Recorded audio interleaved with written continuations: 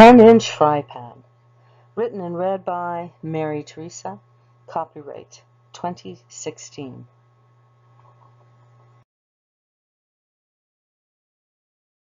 She sat outside the apartment building that housed him. It was January, and a prairie city caught up in one of its usual storms. The snow was hard, and the winds, forced in between the high rises and office towers, picked that snow up and threw it at her with ferocity, as though the very gods were angry with her as well. She was late. His supper was not ready, and this was enough to raise his anger. Unavoidable as it was, for it could hardly be her fault. The buses were delayed because of the storm. He was sitting morosely in the corner chair. The only light was from the television opposite him. She caught her breath when she saw him there, just sitting, stewing because his supper was late. "Fuck you been?" his harsh voice called out. She put false cheer into her reply.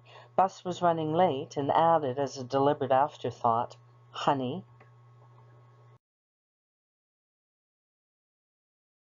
She noticed his pipe on the rickety side table, rescued from the garbage again. He was high.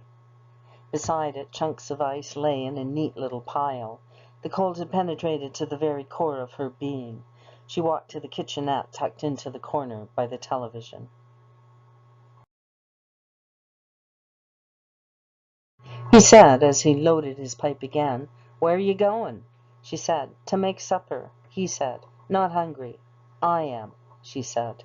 The sizzle as the lighter hit the drug was his only reply. She turned the burner on and held her hands over it to warm them. The 10-inch cast-iron frying pan sat on the back burner.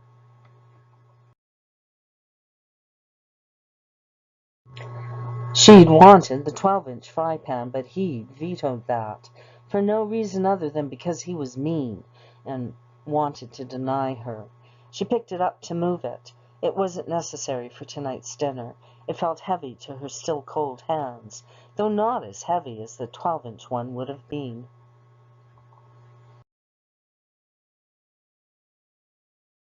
"You still whining about that?"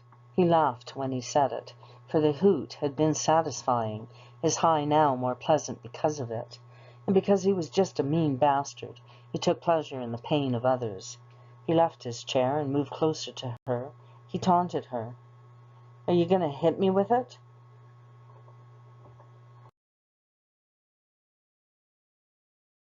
A dozen images montaged through her memory. The early days when he cared for her and was solicitous toward her, the soft caress of his hands, his fist, his apology. She saw the chunks on the table bought with her money. They meant more to him than she did, than any person could. He stood watching her, then harumphed and said, "I thought not." He turned his back to her then, certain his power over her was complete.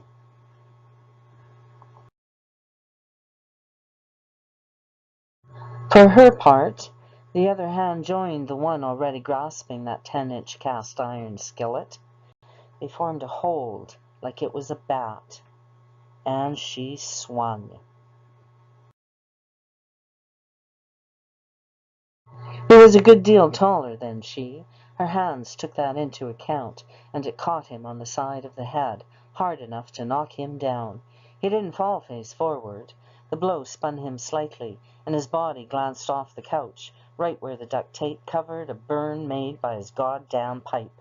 This caused him to land more on his back than his front. She saw his eyes, dazed and surprised, to be staring at the ceiling overhead.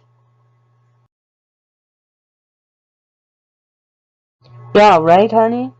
the woman said as she looked into his dazed and dying eye. She kept her distance, as to be out of his reach. His head lolled away from her. She had not much knowledge of anatomy, but ascertained the blood's gray flecks were bits of his brain. His eyes had a strange look when she tilted her head to look into them. She stuffed a dish rag into his mouth and held tight his nose, though this likely was unnecessary. She knew as little of brain injury as she did of anatomy. In this instance, when he had been so dangerous to her so very recently, overkill seemed a reasonable precaution. The body shuddered and a stench lit upon the air. She took the rag from his mouth and wrapped it carefully around the wound in his head, to keep the blood from making more of a mess than it already had. The blood stopped flowing as the heart stopped beating, and she sat beside this man, looking into his eyes that stopped seeing. She took no chances, though, and bound his hands with the same duct tape used to repair the couch, and then bound his legs together at both the knees and the ankles. Indeed, the distance between these 2 points was completely wrapped in dull silver tape, like she was an ancient Egyptian priestess and he a mummy damned.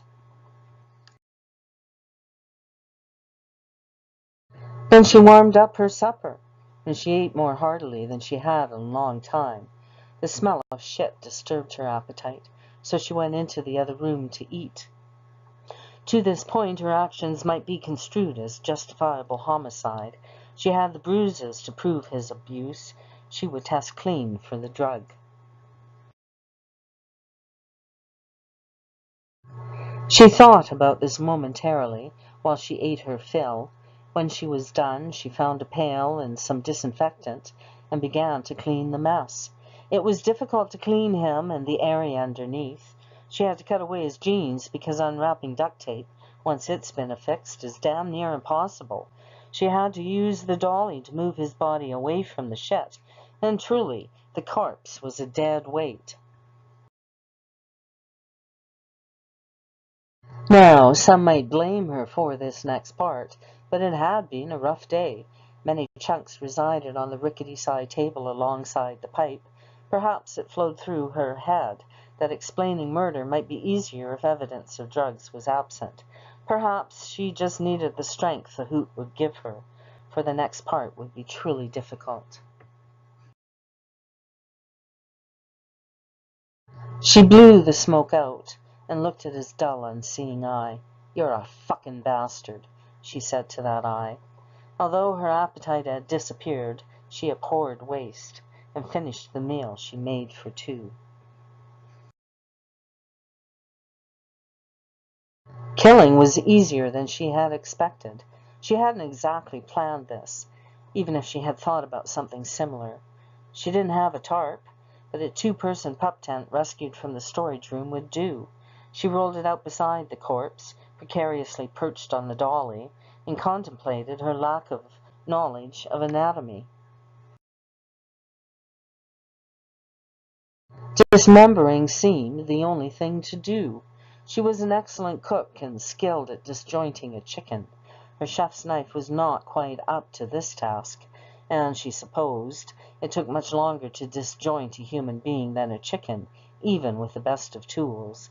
She supposed also she was not thinking very clearly, and took another hoot to remedy that. She was forced by necessity to learn something of anatomy. She was loath to use the internet, feeling slightly paranoid after her last hoot, and thinking perhaps a phrase like dismembering human bodies might be on someone's watch list. As it is common knowledge humans are anatomically similar to pigs, she tried that phrase instead, and found exactly the advice she needed.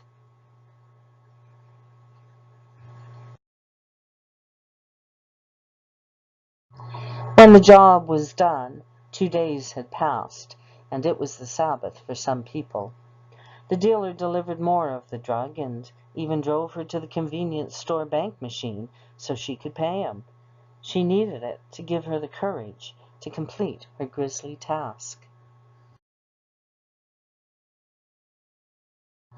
To pack the separate pieces into heavy-duty garbage bags and walk the distance to several dumpsters and bury them there, she needed another visit from her dealer.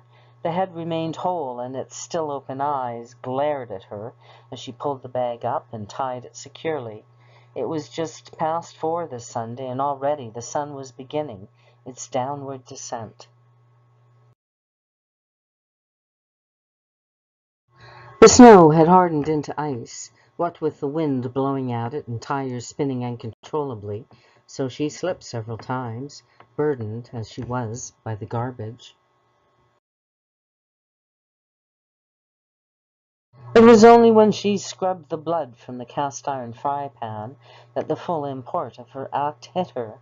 She laughed and said aloud, "Now I can get the fry-pan I always wanted." Other things needed to be done, so it was March before she could go shopping. She sat sipping her cappuccino in a shopping mall food court and enjoying it mightily. A man was berating a woman at the table 2 tables away. His tone was not loud, but it was vicious.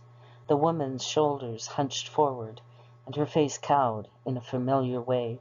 10-inch Frypan watched them directly. All other faces were studiously studying the pattern of the food court floor.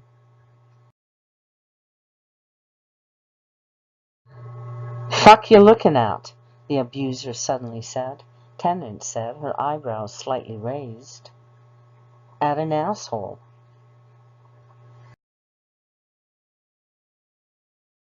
The man's face went apoplectic. He pushed himself away from the table with such force it skidded into his woman, knocking her flat backwards on the marquee floor. She cried out with a sudden pain, but he cared nothing for her. He was a big guy, big with fat from too many greasy fast food cheeseburgers and fries. Sudden movements were not his forte, and his heart had had enough. Instead of rushing the woman, he called him what he was. He grasped hold of his man breast and collapsed in a heap of fat.